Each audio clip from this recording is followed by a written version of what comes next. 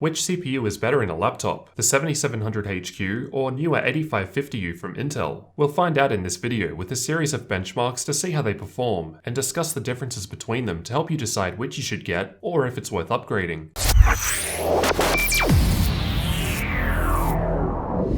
Late last year, Intel launched their 8th generation of mobile processors, known as Kaby Lake R, which were a refresh of the 7th generation known as Kaby Lake, rather than being Coffee Lake based. First, let's note the similarities between these two mobile chips. Both have 4 CPU cores and 8 threads, which is the main reason that I wanted to compare them, and both are based on a 14nm manufacturing process. That's where the majority of important similarities ends, so how do they differ? The main difference is that the clock speed of the newer 8550U varies quite a bit, with a base frequency as low as 1.8 GHz and a turbo boost up to 4 GHz, while the slightly older 7700HQ has a 2.8 GHz base and 3.8 GHz turbo speed. This is because the 8550U is a lower powered chip. The 7700HQ also has 6 MB of cache, while the 8550U has a bit more at 8 MB. So we can see that there are some interesting differences, namely with the clock speeds. How much of a performance difference does this make practically? To test this, I've run some CPU-specific benchmarks on 2 different laptops with these processors to find out. Both laptops are running Windows 10 with all available updates installed on an SSD. The 7700HQ laptop has 16GB of DDR4 RAM running at 2400 MHz, while the 8550U laptop only has 8GB of LPDDR3 at 1866 MHz. So the laptops aren't too different in terms of specs. We should still be able to compare the CPUs, but just keep in mind that a small percentage of the difference could be due to this. In Adobe Premiere, I've rendered my review video of the Asus Zephyrus gaming laptop, which goes for around 10 minutes at 1080p. No GPUs were used for the test. These results are CPU tests only. We can see that the results are pretty close together, and although the times could be higher with larger projects, this shows that they aren't too far apart. Next, I've used Handbrake to encode a 4K video file to 1080p, and then a separate 1080p video file to 720p, and in both cases the 7700HQ has taken the lead by a noticeable amount, although as seen in the Premiere result, this will only make a little difference on longer tasks. I've used VeraCrypt to test the AES encryption and decryption speeds, and in my testing the 8550U performed slightly better than the 7700HQ in both. The 7-zip benchmark was used to demonstrate decompression and compression speeds of both CPUs, and interestingly, although the 8550U was quite far ahead in terms of compression speeds, it was a little slower when it came to decompression. In Cinebench, I've tested both single and multi-core performance, and as expected, in single core the 8550U is out in front, as the single core was able to reach 4 GHz. Things change in the multi-core results, however, as the 8550U had to downclock itself quite a bit to stay cool, resulting in the 7700HQ performing better. Interestingly, things change a bit in Geekbench 4. Although the single-core performance is slightly ahead as expected, the multi-core performance result here jumps even further ahead. A similar result was observed in Passmark 9, where the single-core score of the 8550U was just a little ahead, while in the multi-core test the 8550U moved out a bit more from the 7700HQ. The PC Mark 10 results weren't too far apart,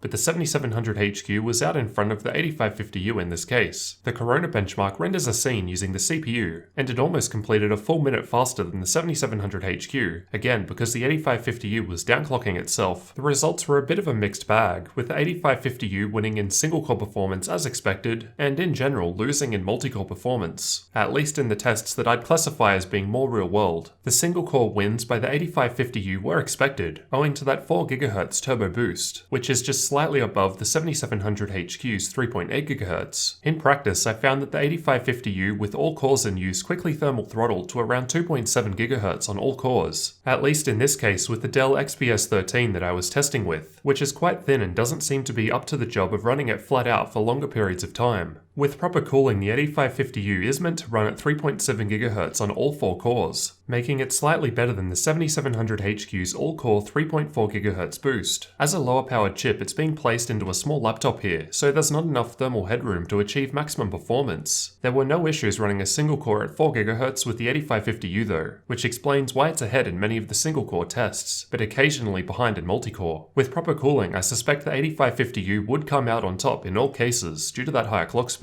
These two CPUs also have inbuilt graphics, and while I don't expect anyone to buy these CPUs for their inbuilt graphics, it's worth comparing them to see if there are any differences. The 7700HQ has Intel HD 630 graphics, while the 8550U has Intel UHD 620 graphics. I've done one quick OpenCL based test using Geekbench 4, and we can see that the graphics in the newer 8550U seem to be quite far ahead. As for a real game, here are the differences in Dota 2, something you can actually play pretty well at minimum settings, even during intense gameplay. We can see that the 8550U is making larger differences at the lower settings compared to the higher settings, getting close to 60 FPS in my test. Of course, if you want to play games properly, I'd recommend a laptop with discrete graphics. I haven't tested any other games as both laptops had different Nvidia graphics cards, so the comparisons in gaming wouldn't only show the CPU differences, which is what this video is about. Based on these tests, in most cases the 8550U seems to be an incremental upgrade on the 7700HQ, which makes perfect sense when you consider that the 7700HQ is a 7th gen Kaby Lake CPU, while the 8550U, despite being part of the 8th generation, is a Kaby Lake R CPU, where the R stands for refresh. If you're already running a laptop with a 7700HQ, there's no real reason to upgrade to the next generation 8550U, unless perhaps you need to buy a new laptop anyway for other reasons, or really want that better single-core performance. So what did you guys think about the differences in performance between Intel's 7700HQ and 8550U CPUs? Personally, I think it's a bit strange to classify a Kaby Lake refresh as part of the 8th generation. I feel like that should have been left for Coffee Lake mobile CPUs. In any case, the extra single-core performance is always welcome, and the multi-core performance should be better too if you can actually get it in a laptop with adequate cooling. Be sure to let me know your thoughts down in the comments, and leave a like on the video if you found the information useful. Thanks for watching, and don't forget to subscribe for future tech videos like this one.